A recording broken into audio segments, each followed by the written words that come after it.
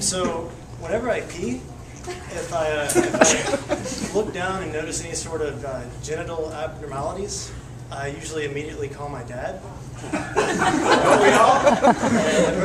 Every time, and he's used to these phone calls where I call him up and I'm like, the dog jumped on me, or I was naked and sat down on a leather couch.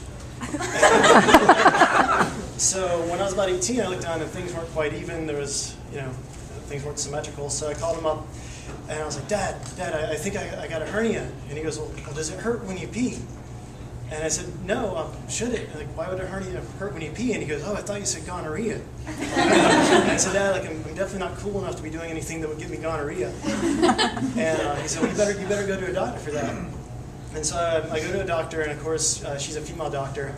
And I'm 18, and I was a late bloomer, so that's really more like 15. And so she's taking a look at everything, and she just goes, yeah, you were born with a weak groin. Which is devastating, hearing that at 18 years old from the first girl woman to ever see me without my pants on. So she says, you need to go to a specialist. And the specialist is a 50-year-old guy, not very attractive. He comes into the room and he's, I drop my pants and everything. I try to cut a joke. I'm like, I guess my arms are a lot stronger than my crotch. He thought it was so funny that in the detective movies where they grab the guy by the shirt collar and slam him up against the wall, he did that, but instead of his fist, it was 2 fingers like directly into the soft spot of my groin, as hard as he could, it felt like.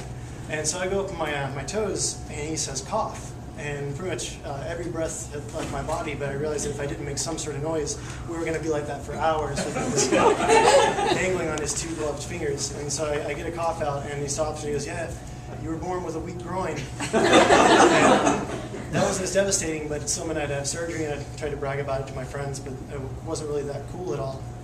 So I had to get a hernia repaired.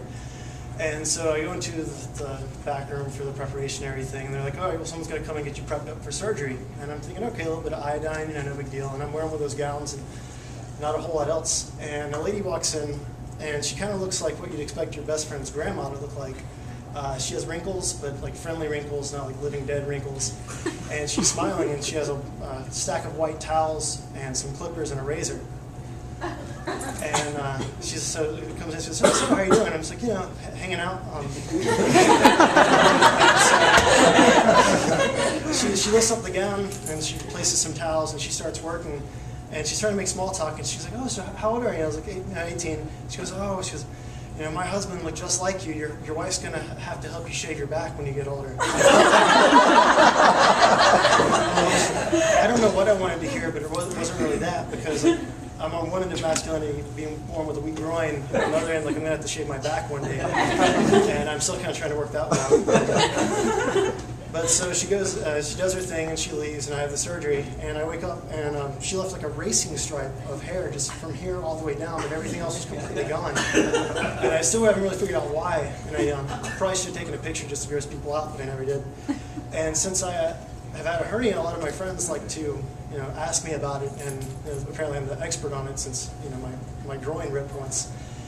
And a friend who comes up to me, he's a big hairy guy. I was actually in the kitchen of a restaurant where we were working, and he pulls me in the corner and goes, hey, I think I have a hernia. And I was like, oh, okay. And he goes, will you take a look at it for me?